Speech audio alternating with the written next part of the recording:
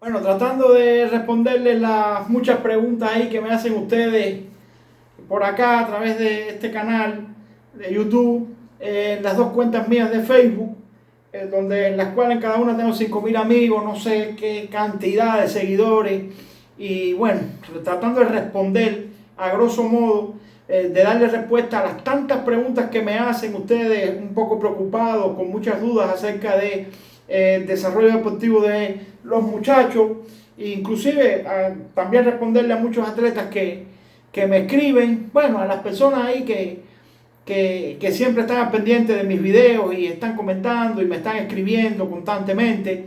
Bueno, pues explicarles sobre todo a los padres de familia que tienen la preocupación de la evolución y del desarrollo deportivo de los niños, de los muchachos, que lo primero que tienen que tener en cuenta es que en este deporte el desarrollo de las capacidades se va a dar de a poco, depende a la etapa que está pasando, que está atravesando el atleta. Cuando hablamos, por ejemplo, de entrenamiento deportivo, nos estamos refiriendo a desarrollo de las capacidades físicas, motrices y funcionales del deportista. Entonces, ¿cómo vamos a lograr este desarrollo? A través de procesos, por ejemplo, como el sistema global fragmentario en la primera etapa, que es la etapa de 6 a 10 años, donde al cerebro del muchacho se le lleve una propuesta, digamos, se le lleve la parte del conocimiento sea de a poco y no de un solo, de manera que ellos puedan digerir la información que se les va a ir suministrando desde el punto de vista técnico y físico también, porque en esta etapa ellos no saben ni correr prácticamente y están aprendiendo a coordinar. Entonces, la base de estos ejercicios desde el punto de vista físico en la etapa de 6 a 10 años es la coordinación, los ejercicios de coordinación, todo lo que tenga que ver con coordinar. ¿Por qué? Porque los factores de coordinación mental ocurren fundamentalmente en los seres humanos antes de los 14 años. Entonces, esta es la etapa en que ellos van a poder desarrollar este aspecto tan importante de la coordinación de una manera más fácil, de una manera más rápida, que después le va a servir de mucho, porque este es un deporte donde hay que tener muchísima coordinación, tanto para batear como para lanzar, y bueno, pues esto va a estar determinando el desarrollo ulterior del muchacho. Ejercicios de flexibilidad, de elasticidad, ejercicios de reacción, agilidad, velocidades cortas, todo lo que tenga que ver con acelerar. Estos ejercicios esta es la parte desde el punto de vista físico: ejercicio de coordinación, velocidades cortas, ejercicio de reacción y agilidad, y ejercicios de frecuencia de movimiento. ¿Cuáles son los ejercicios de frecuencia de movimiento? Los ejercicios de las escaleritas que ustedes ven en el piso, que ponen a los muchachos a correr. Eso es frecuencia de movimiento, eso le va a mejorar la frecuencia de movimiento. Y desde el punto de vista técnico, en esta etapa no se les debe de invadir de una manera tan agresiva desde este punto de vista técnico, sino que lo que pretendemos, lo que debemos pretender es enamorar más al muchacho del deporte, del béisbol, para que él no rechace la actividad y termine frustrándose. Así que vamos a hacer muchos juegos de participación donde él sienta el feeling, donde él sienta la emoción de lo que es pegarle a la bola, ¿no? Entonces, tenemos que buscar ahí recursos pedagógicos donde podamos, los cuales nos lleven a que el muchacho se enamore del deporte. Ponerlos a batear en el patintín, ponerlos a batear por la bombeada, tirarle bien despacito, de manera que ellos sean capaces de poder realizar la actividad sin ningún problema, poder golpear la bola. Batear le gusta a todo el mundo le gusta batear, a todos los seres humanos cuando somos niños. Si nos tiran una pelota y nos dan un palito en la mano, nos va a gustar batear. Entonces, no hacer mucho énfasis, tanto énfasis desde el punto de vista técnico. El alto rendimiento del béisbol es hasta los 11 años que comienza. Entonces, bueno, básicamente esta es la cosa en esta etapa. Por aquí anda la cosa. Estos son de esta manera es la que se debe trabajar en esta etapa: ejercicio de coordinación, ejercicio de velocidad, ejercicio de reacción, de agilidad, de flexibilidad, de frecuencia de movimiento. Y desde el punto de vista técnico, batintín, bola bombeada, tirarle al muchacho, al niño, de manera que él, fácil, de que él pueda batear. Y en la etapa de 11, de 10, digamos de 10 a 14 años, que es donde en esta etapa ya donde entra, donde interviene el alto rendimiento, bueno, pues ejercicios de flexibilidad, que esto siempre en el béisbol, estos ejercicios los van a beneficiar porque las fórmulas de solución en el béisbol para mejorar la velocidad tanto en el tren inferior como en el tren superior va a depender de la flexibilidad en buena medida, porque el máximo potencial que puede, de velocidad que puede alcanzar un ser humano, un lanzador, un jardinero, un infield, en cualquier posición, es a través de esta fórmula de solución, que no es más que potencia muscular más flexibilidad es igual a velocidad. Entonces, ¿qué es lo que ocurre con esto? Voy a abrir un paréntesis antes de hablar del paquete de los ejercicios que se deben de hacer en esta etapa.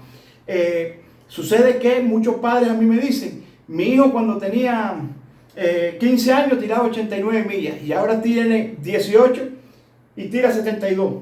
Claro, porque ya a tu hijo se le conformó el aparato locomotor, las palancas largas crecieron, los músculos también llegaron a su conformación, están potentes, pero te está pasando factura los ejercicios que debiste haber hecho en la etapa anterior desde el punto de vista de la flexibilidad y que no los hiciste. Entonces el músculo se puso potente, pero está rígido, no está flexible, porque no hiciste los ejercicios que tenías que haber hecho en la etapa anterior. Eso es por poner un ejemplo. Y para el tren inferior más o menos ocurre lo mismo. Cuando el muchacho llega a 18 años, el muchacho aumenta la longitud de su paso, aumenta la zancada, pero si no hiciste los ejercicios de frecuencia de movimiento, de los cuales les acabo de hablar en las otras dos etapas, en la etapa de 6 a 10 años y en esta etapa de 10 a 14 años, si no haces los ejercicios de frecuencia de movimiento, pues el muchacho cuando llega a los 16, 17, 18 años, mejoró la zancada, pero no mejoró el tiempo en las 60 yardas y no se sabe por qué. Con lo mucho que entrena el muchacho y no mejora el tiempo, es que no corre, no, es que se hizo un trabajo desordenado y no obtuviste el diseño corredor que pudiste haber obtenido por este trabajo desordenado desde el punto de vista de los ejercicios que tenían que haberse hecho por etapas, que no los hiciste y le está pasando factura después al muchacho cuando llegó a 16, 17 años. Entonces, en esta etapa de 10 a 14 años, ejercicios de flexibilidad desde el punto de vista físico, voy a hablar primero, ejercicios de flexibilidad, ejercicio de frecuencia de movimiento y frecuencia forzada, que es otra cosa diferente. ¿Qué cosa es frecuencia forzada? Forzarle la frecuencia de los movimientos de los pies, de las piernas, de los brazos, poniéndolo a correr por una loma para abajo, de manera que la fuerza de gravedad le force el movimiento, o con una liga alándolo hacia adelante. Eso es frecuencia de movimiento y un buen entrenamiento de frecuencia forzada. Después, cuando el muchacho llega a los 16 años, da traste con que el muchacho disminuye en las 60 yardas de 3 a 4 milésimas de segundo. Y es bueno, es bueno. Entonces, también muchos ejercicios en esta etapa de pliometría. ¿Qué cosa es pliometría? Saltos unidireccionales. Poner al muchacho a correr por arriba de vallas, poner al muchacho a saltar. Por ejemplo, han visto a lo mejor en muchos videos que tengo donde pongo a los muchachos con un bate a saltar por arriba del bate, a que salten en una serie de saltos, de manera de poder mejorarle la explosión en las piernas. ¿Por qué hablo de la explosión? Porque la velocidad precisamente surge a través de esa explosión. Y si no hacemos ejercicios que vayan encaminados a mejorar la explosión, pues después el muchacho igual no va a poder desarrollar ese potencial desde el punto de vista de la velocidad, porque le falta explosión, valga la redundancia. Entonces, los ejercicios de pliometría, flexibilidad, ejercicio de frecuencia de movimiento, ejercicio de frecuencia forzada, también todo lo que tenga que ver con acelerar. Ya las velocidades aquí son más intermedias y aquí se puede comenzar a utilizar las modalidades de la resistencia, que no es lo mismo que la resistencia pura. La resistencia tiene varias modalidades, como son resistencia a la fuerza y resistencia a la velocidad. ¿Qué cosa es resistencia a la velocidad? Es poner al muchacho a correr un tramo relativamente largo en velocidad. Y resistencia a la fuerza, ¿qué cosa es? Es poner al muchacho a correr un tramo más largo en velocidad también. El béisbol es un deporte, voy a abrir este paréntesis para explicarle, que apela cada vez menos a la resistencia. ¿Por qué? Porque es un deporte de reacción, de agilidad, de velocidad, de reflexión. Entonces se puede desarrollar la resistencia a través de estas modalidades como son resistencia a la velocidad y resistencia a la fuerza. Un pitcher, por ejemplo, cuando termine de pichar, una vez a la semana, según mí, yo tengo métodos también que me voy, y siempre trato de aplicar lo que dice la ciencia. Y por ahí trato de organizar el entrenamiento con los muchachos de cualquier nivel, en cualquier nivel de béisbol que estén, como si son grandes ligas.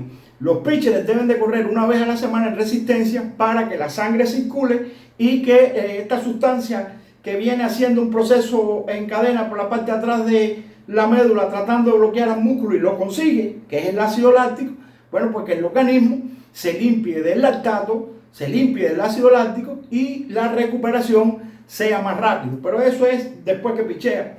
Ya después vamos a emplear las modalidades de la resistencia. Resistencia a la velocidad y resistencia a la fuerza.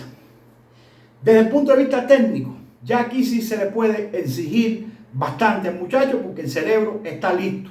Entonces, ¿qué es lo que vamos a hacer? En la parte técnica, en la cosa de bateando, vamos a tratar de hacer énfasis en que el bate siempre les quede al frente del cuerpo, la botella del bate, la parte de dulce en posición vertical, con las manos en vertical. Esto es vertical, esto es diagonal, que es el error número 1 de los bateadores. Poner tenso los flexores en la muñeca, poner la parte dulce del bate hacia atrás y que después el swing se haga más largo y que venga además lleno de huecos, afectando el timing, el tiempo en el espacio. Para batear 90 millas se tienen 2 milésimas de segundo.